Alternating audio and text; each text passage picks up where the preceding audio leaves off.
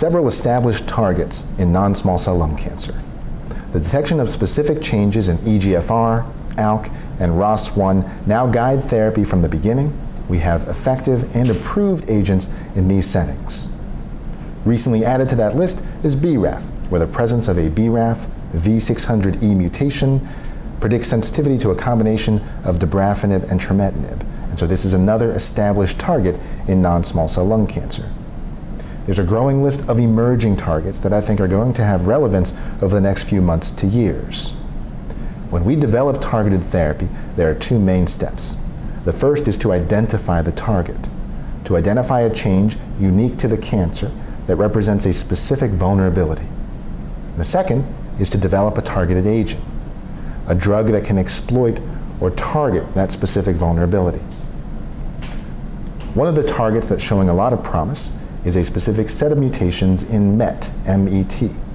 Mutations in exon 14 of MET predict sensitivity to a class of drugs called MET inhibitors. One of these MET inhibitors is crizotinib, which we also know as an ALK and ROS inhibitor. But there are many other MET inhibitors in development. And some recent data suggests that patients with a MET mutation do better if they receive a MET inhibitor than those who don't. While we don't know the specific MET inhibitor that will be used, I do expect a MET inhibitor to become part of our practice over the next few months to years. Another emerging target is HER2. HER2 is well known in the world of breast oncology, where it's represented a viable target for many years. Only lately are we understanding how that target has a role in the treatment of non-small cell lung cancer.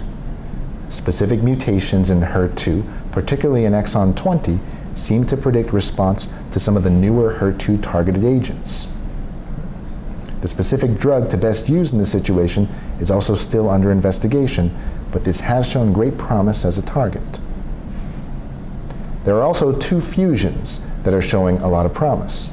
Fusions in a gene called RET, R-E-T, or in a set of genes called NTRK, N-T-R-K, have shown great responses to RET and NTRK inhibitors. Now for these drugs, there are no currently approved agents in the world of lung cancer, but there are many in development.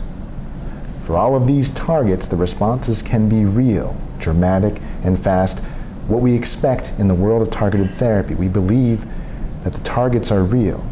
We still have to determine which drug to best use to ensure the highest likelihood of response and the longest duration of response. Until we have consistent results, their use is primarily investigational.